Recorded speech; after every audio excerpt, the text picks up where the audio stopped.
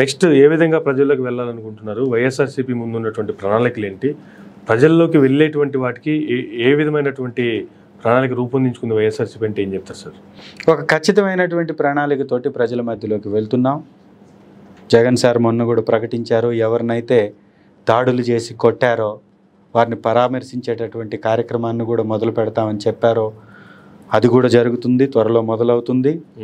ప్రజల వైపున నిలబడి శాసనసభ సాక్షిగా, పార్లమెంటు సాక్షిగా బయట కానీ ఎక్కడా అలుపెరగని విరామం లేనటువంటి పోరాటానికి మేము సిద్ధంగా ఉన్నాం, పోరాటం చేస్తాం. ఖచ్చితంగా ఈ తెలుగుదేశం పార్టీ వారు ఇచ్చినటువంటి పథకాలని అమలు పరిచేలాగా చేస్తాం. చంద్రబాబు నాయుడు గారు గతంలో ఎప్పుడు అమలు పరిచినటువంటి చరిత్ర వారికి లేదు. ఈసారి అమలు పరుచుతారు అనే నమ్మకం కూడా మాకు లేదు. ఖచ్చితంగా అమలు పరిచేలాగా పోరాటాలు చేసి ప్రజలకి మంచి జరిగేలాగా చేస్తాం. అంటే మరొక పాదయాత్ర చేస్తున్నారా, మరొక ఓదార్పు యాత్ర చేస్తున్నారా? చూడాలి, వాటి విధి విధానాలు రావాల్సింది. 1వ తారీఖు రాబోతుంది మరి 4 రోజుల్లో. 1వ తారీఖు సీఎం చంద్రబాబు నాయుడు గారేమో 1వ తారీఖే 66 లక్షల మందికి పింఛన్లు ఇచ్చేస్తాము అని చెప్పి ప్రకటన చేశారు. మరోపక్క డిప్యూటీ సీఎం పవన్ కళ్యాణ్ గారేమో ఉద్యోగస్తులకి 1వ తారీఖే శాలరీలు రాకపోతే ఏ విధంగా ఉంటుందో, ఒక గవర్నమెంట్ ఎంప్లాయీ కొడుకుగా గవర్నమెంట్ ఉద్యోగంలో చేసి వచ్చినటువంటి కుటుంబంగా నాకు తెలుసు ఆ కష్టాలు అనేటువంటిది. 1వ తారీఖే జీతాలు వచ్చే విధంగా చేస్తాము అనేటువంటిది ఆయన ఒక హామీ ఇచ్చి ఉన్నారు. చాలా సంతోషం, చేయమనండి, ఎవరు వద్దంటున్నారు? మంచి చేస్తానంటే స్వాగతిద్దాం, వారు చేసేటటువంటి మంచిని స్వాగతిద్దాం.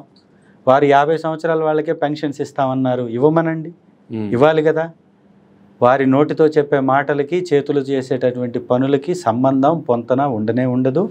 అనేక సందర్భాల్లో ఇది రుజువైంది. ఎక్కడా కక్షపూరిత రాజకీయాలు లేవు అని చెప్తూనే వివక్ష రాజకీయాలు చేస్తూ ప్రతిపక్ష నాయకుల్ని కొట్టిస్తున్నటువంటి పద్ధతులు ఏవైతే ఉన్నాయో ఇవన్నీ మనకు కనపడుతున్నాయి. ఇవాళ డిప్యూటీ సీఎంగా ఉన్నటువంటి పవన్ కళ్యాణ్ గారిని కూడా నేను కోరుతున్నాను. వారు అనేక ఆరోపణలు గతంలో ఆరోపించారు, అనేక తప్పిదాలు జరిగినాయి అని ఎంక్వైరీ కమిషన్లు వేస్తున్నట్టుగా కూడా వార్తలు వస్తున్నాయి. ఎస్, మీరు నిరూపించండి. మీరు చెప్పిన విధంగా 32,000 మంది తప్పించుకుపోయారని మీరు గతంలో చెప్పారు. ఏదో మీకు ఇంటెలిజెన్స్ వాళ్ళు, కేంద్ర సంస్థల వాళ్ళు, నిఘా సంస్థల వారు మీకు రిపోర్ట్స్ ఇచ్చారని కూడా చెప్పారు కదా. ఆ రిపోర్ట్స్లో ఉన్నటువంటి నిజాలని బయటపెట్టి వారందరినీ తీసుకొని రండి. ఇవాళ మీ చేతిలో అధికారం ఉంది, కేంద్ర వ్యవస్థలు ఉన్నాయి, కేంద్ర సంస్థలు ఉన్నాయి, కేంద్ర ప్రభుత్వం మీతో మిత్రపక్షంగా ఉంది. అన్ని మంచి పనులు చేయండి, స్వాగతిస్తాం. చెయ్యకపోతే మాత్రం మీరు చెప్పిందన్నీ అబద్ధాలుగా మిగిలిపోతాయి. మీరు చేసిందంతా రాజకీయమని తేలిపోతుంది. కాబట్టి అది చెయ్యాలని కోరుకుందాం. 50 సంవత్సరాలు పైబడ్డ వాళ్ళకి ఇస్తానన్నటువంటి పెన్షన్స్ ఇవ్వాలి. 1500 మహిళలకి ఇస్తానన్నారు, అవన్నీ కూడా ఇవ్వాలి. ఉచిత బస్ సౌకర్యం అన్నారు, అది ఇవ్వాలి. ఉచిత సిలిండర్స్ అన్నారు, అది ఇవ్వాలి. దాంతోపాటుగా అమ్మఒడి చదువుకునే ప్రతి బిడ్డకన్నారు. ఇప్పటి వరకు 3 నెలలు గడిచిపోయాయి. మా ప్రభుత్వం కానీ వచ్చినట్టయితే ఇమీడియట్గా పడిపోయేది. ఇప్పటికీ ప్రభుత్వం వచ్చి 22 రోజులు, అంతకుముందు 3 నెలల నుంచి వారికి పథకాలు అందలేదు. అలాంటి వారికి ఇవ్వండి.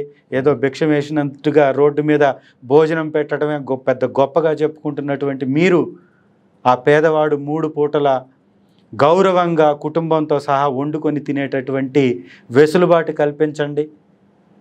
ప్రభుత్వం మీద ఆధారపడ్డటువంటి పేదవాడికి ఆ 5,000 నోట్లోకి వెళ్ళేటటువంటి అవకాశం కల్పించండి. ఇలాంటి ప్రభుత్వం ఉండాలని ప్రజలు కోరుకుంటారు తప్ప ప్రచారాలేమో పెద్ద ఎత్తున, పని ఏమో అస్సలు చేయకుండా శూన్యంగా కేవలం మీడియా వ్యవస్థలో మాట్లాడడం తప్ప గ్రౌండ్ లెవెల్లో ఏం వర్క్ జరుగుతుంది ఒకసారి చూస్తే చాలా బాధ అనిపిస్తుంది.